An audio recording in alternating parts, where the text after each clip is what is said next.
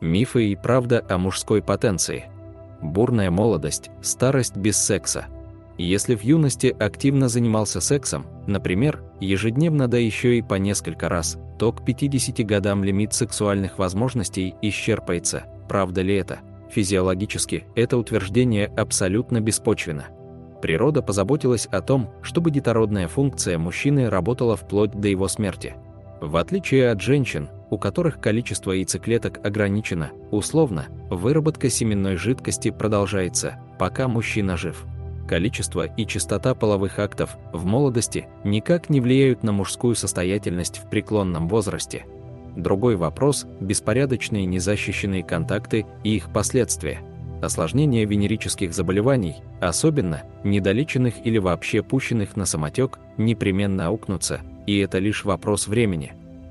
Следующий миф – простатит равно импотенция. Этот миф придумали маркетологи, чтобы увеличить продажи препаратов. Физиологически прямой связи между воспалением предстательной железы и способностью заниматься сексом нет. За эрекцию отвечают другие системы. Скажу больше, отсутствие сексуальных контактов усугубляет состояние. Это приводит к застойным процессам в малом тазу и развитию сопутствующих заболеваний. В предстательной железе могут образовываться камни, параллельно с бактериальным простатитом развивается бактериальный. Но простатит действительно ухудшает качество сексуальной жизни. Причина в том, что воспаленная увеличенная простата может ухудшать яркость ощущений при оргазме и влияет на продолжительность контакта. При сниженном простатите эякуляция может наступать быстрее. В результате мужчина не может как прежде контролировать семяизвержение, не испытывает ярких ощущений, а оргазм получается стертым. И здесь уже подключается психика. Я не могу удовлетворить партнершу, не испытывая удовольствия от секса. Я неполноценный. С таким настроем идти в бой, и тем более побеждать естественно сложно. Следующий миф – прерывал половые акты, будешь импотентом. Сюда же относят и сексуальное возбуждение без последующей разрядки. Некоторые мужчины используют этот миф, чтобы манипулировать партнершей и принуждать ее заниматься сексом каждый раз, когда возбуждаются. Возбуждение без продолжения эякуляции действительно не очень хорошо для мужского здоровья, но не так критично, как многие считают. Прерывание половых актов, когда мужчина максимально возбужден и уже готов эякулировать, может привести к простатиту из-за застойных процессов. И то в случае, если прерывать их регулярно. 2-3 эпизода в месяц вряд ли как-то повлияют на его здоровье.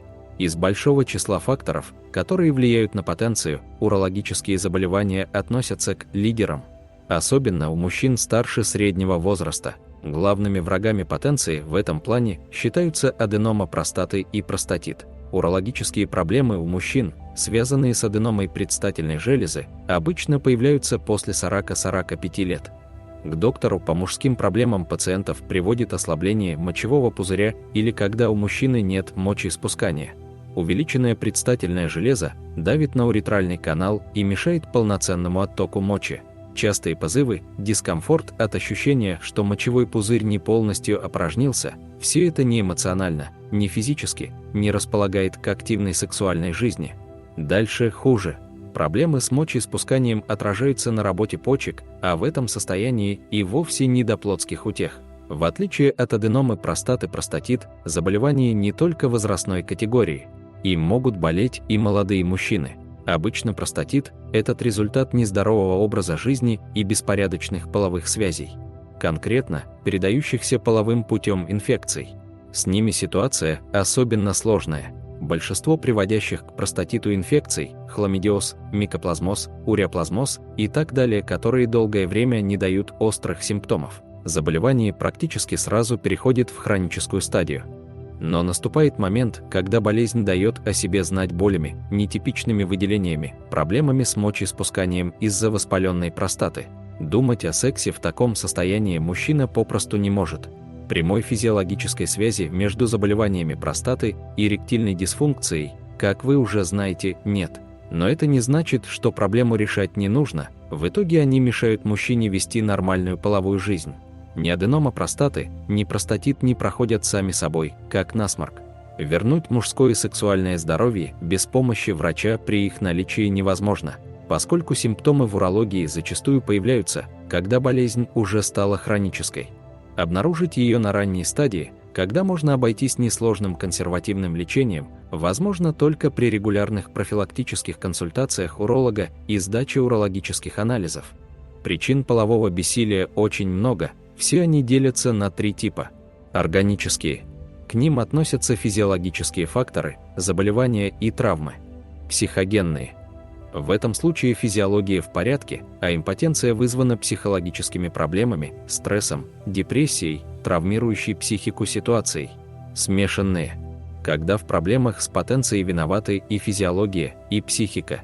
Среди органических причин проблем с потенцией основная – сердечно-сосудистые заболевания, пораженные холестериновыми бляшками или другими патологическими изменениями сосуды, мешают кавернозным телам полового члена быстро наполняются кровью.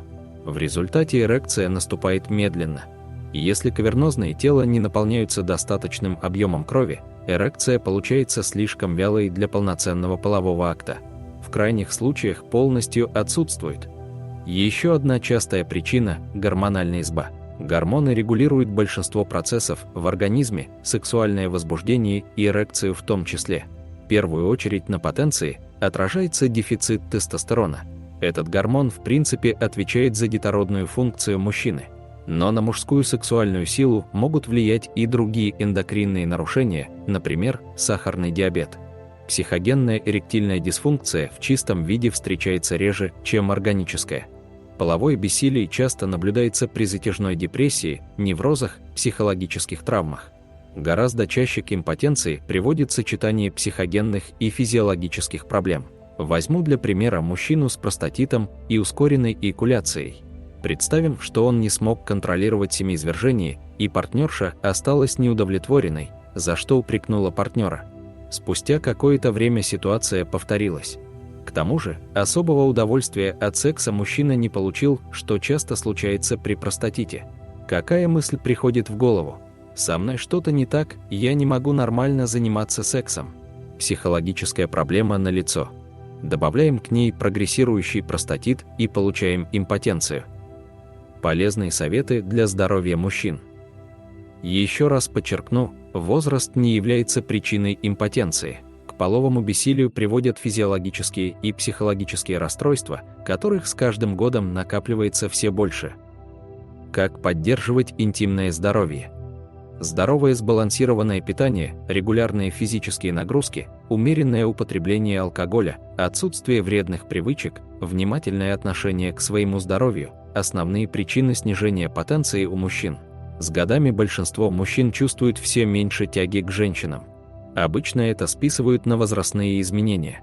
Но в действительности есть конкретные причины, устранив которые, можно повысить потенцию и вернуть в жизнь сексуальные удовольствия даже в 60 лет.